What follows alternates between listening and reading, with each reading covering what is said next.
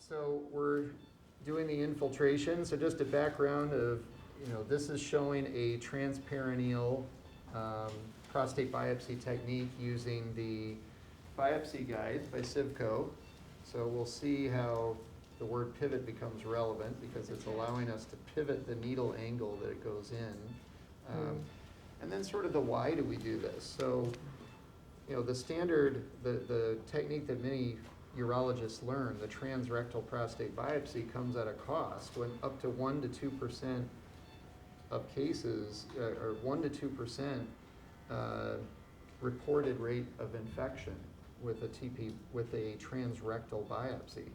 So the purpose of this is to try to minimize infection by avoiding any needle passage through the rectal wall with the bacteria. So if you have 1 million biopsies a year in the US, and up to 1 to 2% of those are going to get a serious infection where they could even end up in the hospital or in an ICU, that, to me, that's just unacceptable, even unethical to be offering that, frankly, in my opinion. So we do this technique simply for safety for patients. Also, it has benefits of, I feel, of just easier access to different parts of the prostate, like the anterior prostate.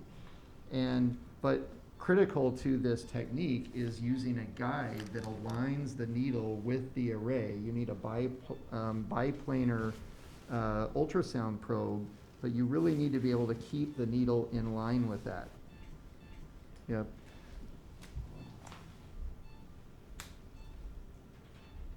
All right, so this is a universal biopsy guide. This allows us to hook onto any biopsy probe. So whether it's BK, Mindray, Coalus, ExactView, in this case we're using the Coalus biopsy, but it's going to clip on just the same. And also part of this is from an educational standpoint to show that this is a reproducible technique that can be done by our residents, by our fellows, just like we would in the clinic. So although this patient is being done in an ASC under sedation, more for medical reasons, we're doing the exact same technique as what would have been done in the clinic. So in the clinic, we would numb the skin. You could also do a deep prostatic block. And now through the guide, we're inserting the coaxial needle. So the biopsy guide is holding that coaxial needle in place, so all the biopsies are done through one puncture site on the right, one puncture site on the left. And then we're going to be doing, we're seeing the prostate here, we're going to be starting on the right side. You can see the needle come into view right at the anterior.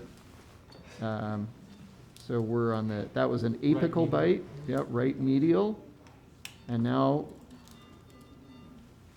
we're going to do a base biopsy and just keep pivoting each time to show us our needle.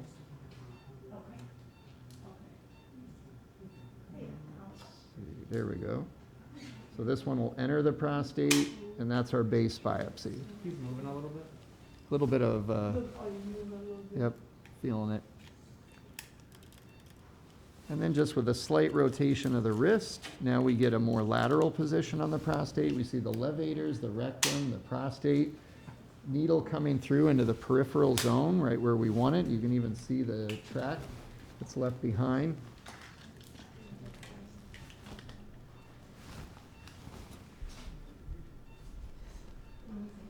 So notice the thumb that's on the needle guide that allows that pivot action, which it's named after appropriately.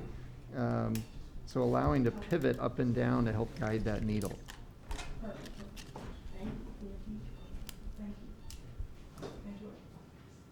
So very systematically marching through this all the way to the base. Good. Lateral now? No, that was. Oh, that was lateral. Okay. Now here's a key. This is now the anterior biopsy. So with a downward pivot of the biopsy guide, that will allow the needle to come just under the pubic bone in an anterior position. And there's our anterior biopsy right there. So without even having to march up the ladder of, you could just pull it out and easily slide up higher, but you don't even have to do that. Just with a slight pivot motion, you're already able to get to the anterior prostate. But let's say the prostate was really large, a very large prostate. you might want to slide up higher to a higher notch to get to it. In this case, we're one notch from the bottom, so we're at the second notch, and we're able to access the entire prostate with that. So now doing the exact same thing, left side. So notice that was a pivot. We went from an anterior to a posterior position, and go even a little lower on the next one, get a little more peripheral zone. This is a location with the competing product, the Precision Point. I have a harder time getting down low with the to the peripheral zone because you're limited by the lowest hole that you can go to, whereas here you can just pivot down and angle even lower. You're going to have a higher cancer detection rate the lower you are because you're more in the peripheral zone where most cancers occur and not getting as much transition zone.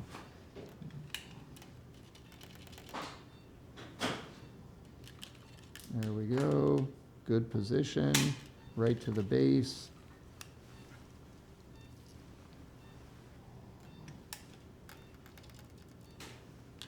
Lateral. Mm-hmm. Yep. So 2 left. There's our lateral biopsy.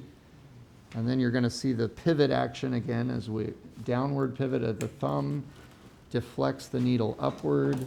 And we're going to go for that anterior location. Nice. And that's it. We're done. So very easy. And this can be done in the clinic. So because we're not going through the rectal wall, we don't have the same needs for antibiotics. In fact, we routinely will do these with no antibiotics, unless a patient has a history of urinary tract infections. If they'd had a previous infection with a biopsy, we'll give it. But routinely, we're not. So we feel like we're being better stewards of antibiotics. We're not promoting antibiotic resistance. So yet another advantage of this approach.